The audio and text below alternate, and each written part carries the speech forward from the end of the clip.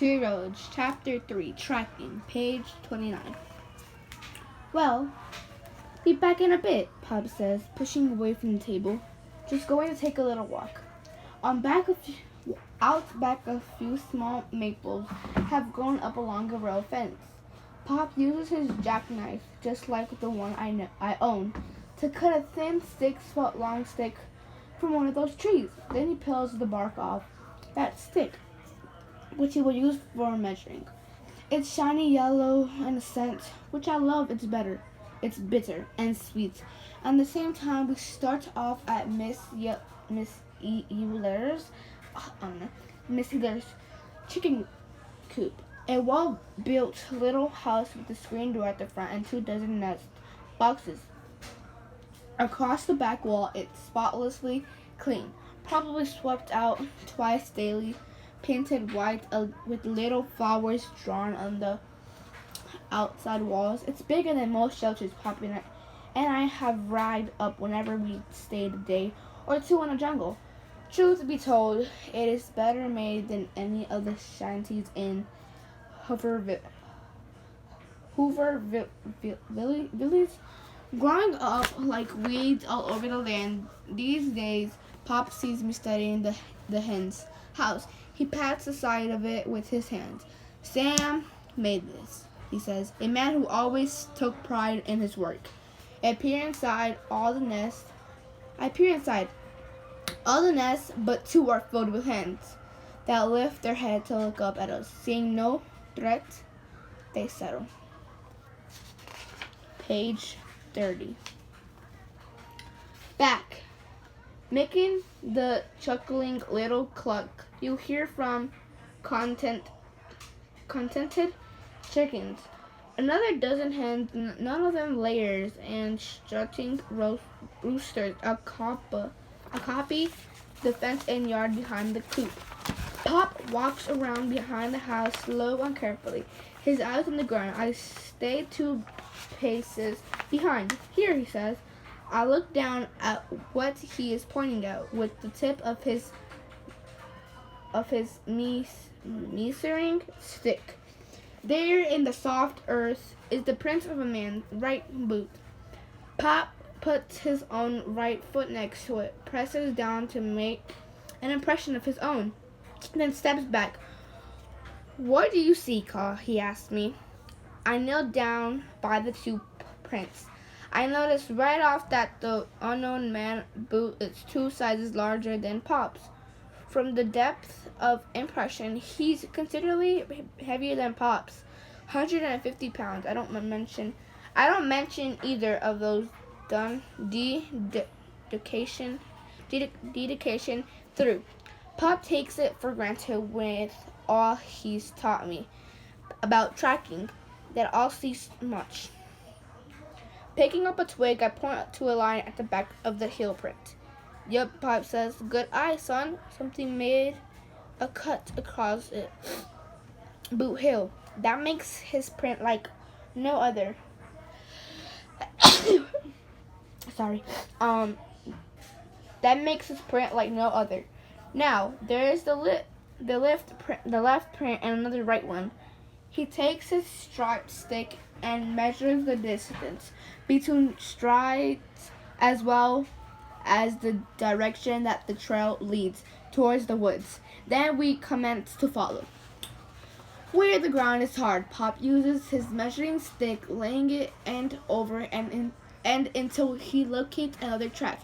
He also takes notes of such things as broken off dead branches where the chicken thief forced his way through some small pines. Pop is an ace tracker, learned from his own father, a grandpop. I never met him, having passed on before I drew a breath. Beyond my parents, I had never met any other of my kind. There are good reasons for that.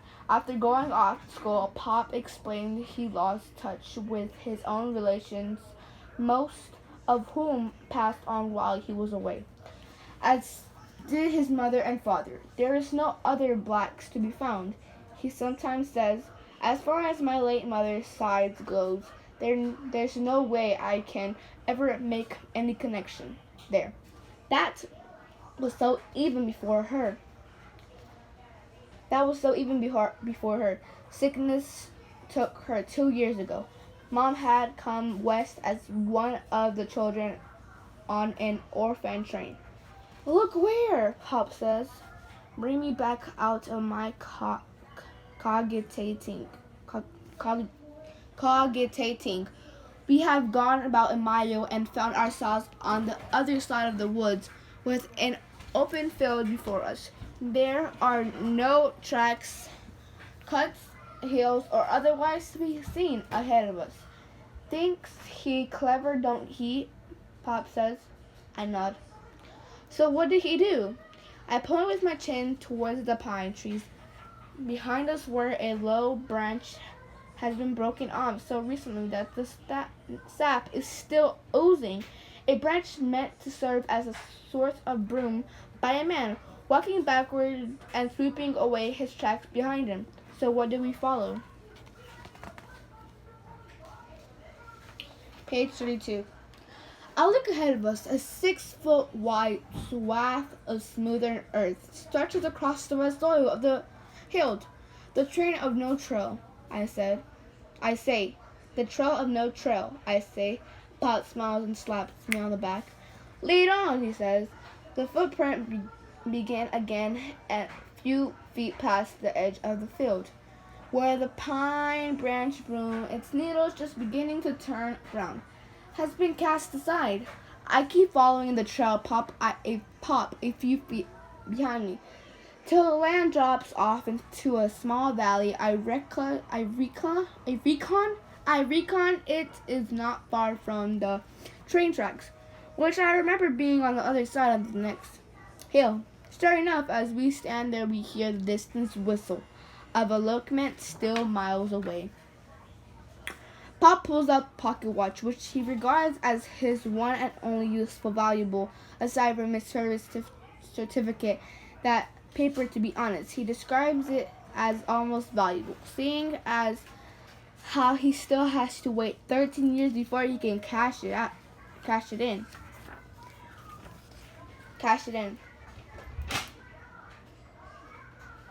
That'll be 3:05, he says. If we were planning to ride it, we have plenty of time to reach the uphill grade, where it slows on the back side of the ridge. Pop snaps his watch shut and slides it back into his vest pocket. Now through, he says that he calls. We go quiet down the slope using the toe to hill. What, Pop? Started teaching me as soon as I read up on 2 legs. Neither of us makes more noise than wind through tall grasses on the level ground at the base of the hill. I note a single deep footprint cut across the hill. Not that I needed to see it. The chicken thief camp is in the plain sight. It is a rapscattle affair. A tent constructed of a piece of canvas stretched over the low limb of an oak tree. It is tacked on the branch on the top with bent nails and held in place at the bottom by rocks at the base. 5 feet in from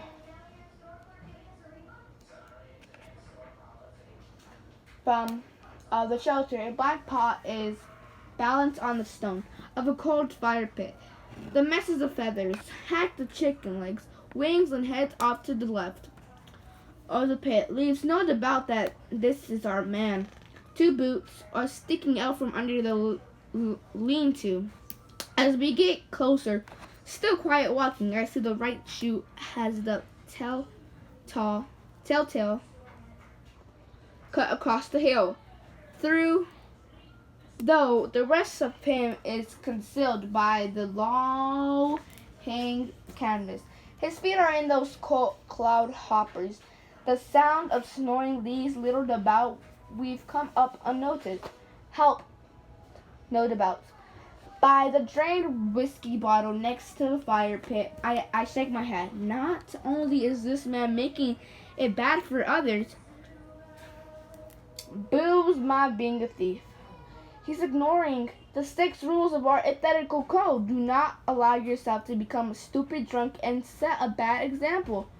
There's a stack of newspaper on a stand. One thing in the fellow favor, I suppose, that he can read. I mean, on the other hand, there's a little chance he spent a penny to buy a paper.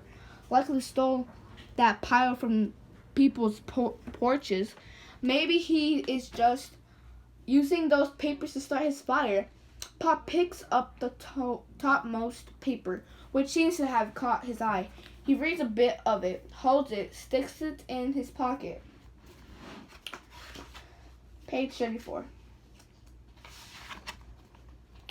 Then Pop looks at me and nods. He walks over and kicks the sole of the man's left boot. "Rise up!" Pop commands in a voice like that of Jesus lifting Lazarus from the dead. The result is more dramatic than I expected. Rise up is indeed what our cut boot chicken thief does, propelling himself from horizontal to vertical, so that he brings that makeshift tent right up with him, making him look like some sort of ghost in a canvas shroud. It's a funny sight to see, or it would be funny were it not for the fact that that man is clutching a butcher knife, not about the one he loaded from Miss Eller in his right hand. He's a big both in height and girth. As he swings that blade wildly every which way, he's growling like a gorilla, and bellowing out a series of homicidal remarks. "I cut over your liver, dang yeah. Okay, I cut over your liver, dang yeah. I'll cut every one of ya. You're dead, man. Every one of ya."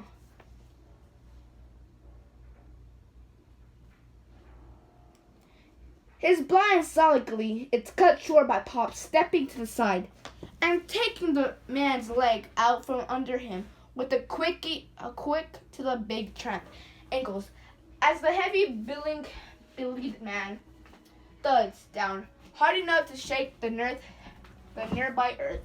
Pop reaches in quick as a hawk, driving onto a rabbit, relieves the man's hand of the blade, and stepped back to stand beside me. There was no anger in what Pop just did, luckily for the stunned hulk of a man, gasping for breath. But what my father just accomplished was done with such easy efficiency. That's it, taking my breath away. I hope I can describe to be half the man Pop is. I think to myself. Pop nods at the black pot. I pick it up. He hands me the butcher knife. Then he grabs the canvas and yanks it off the chicken thief, so we can see his face for the first time. He's a small face for a so big man. Reddited. And being by too much drink, his nose is bulbous. His eyes set close together under mop straw colored dirty hair. I would wager $1 that snow comb has touched that unruly mess for months. The man pushes himself up on his head to a sitting position, looks at us with bleary eyes. "Yeah, can't do this to me," he says, his voice stupid from drinking. "I got friends about that," Pop says. He squats down, his stiff legs off to the side. "You got a name, Tramp?" "Jack," the man says after a moment of hesitation. "Just Jack? Got any money, just Jack?" "You gonna rob me?" asks the man who called himself Jack, and is likely named something entirely different. "Show us what you got," Pop says. The tone of his voice is such that even as fogged by alcohol as our Jack might be, he knows there is no way to refuse. Jack digs out a dirty change purse from a back pocket. "Dump it," Pop says, tapping the ground with an index finger. It takes a moment for the half-drunk man to untie the strings of his purse. His hands are pale white, his palms and fingers Page 36. Free of any of the called you us's, like the ones Pop and I have earned. By doing honest work, the man is no hobo. He's a light finger and lazy tramp for sure. He pulls free one last night and shakes the purse open. For quarters and dimes plop out onto the red earth.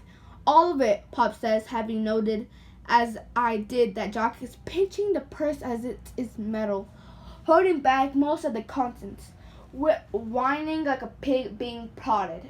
Jack loosens his grip. The rest of his stash falls out. Another 7 quarters for 4.50 pieces, and 2 shiny new silver dollars join the other coins. Jack started to reach for them. Nope, Pop says, his voice quiet by form. Jack pulls his hand back. You got anything else, Pop asks. I am vegetarian, Jack replies. I serve in France. You can't treat me this way. Where's your tombstone bonus, Bob asks. The man looked confused. It's plain to me that he is not bent at all. Just one of those pretending to have served to get a pity while begging on the street. But Pop gives him another chance. Your compensation certificate, Pop says, speaking the words slow and clear. The 21 years endowment, life insurance policy every man, Jack of us, were insured in out 24. He stares Jack straight in the eye and waits. Jack looks even more confused than ever. He drops his gaze to his feet. You hurt my ankle, he complains, rubbing it. Without looking in my direction, Pop holds his right hand out towards me. I put the handle of the butcher knife in his palm. Jack shrinks back, pushing himself against the tree and holding his hands out in front of him. No, he whimpers, no. Pop pays him no heed. He reaches out with the knife and divided the coins into 2 piles, the 2 and 4 bit pieces to the left and silver dollars to the right. Now we got back this knife and the pot you stole, he says, so no compensation needed there. But those hands you took. Pop picks up the 2 silver dollars. This will pay for them. Pop flips one coin and then the next back towards me. Both land in the black pot where Pop was aiming. Pop stands up, slips the knife under his belt. Now just Jack, he says. We will be coming back here tomorrow, but then you will be no longer gone. You'll be longer gone. Savvy. Or you will be even longer sorry. Pop walks away and follow him. I follow him. Neither of us look back. A part of me, though, is thinking how sad it is when a man gets like Jack. When a man gets like Jack with only himself to think about, there's really nowhere he could go. Not like Pop and me, us always having each other to take care of one another. Us always having each other to take care of the other. The end. Chapter 14.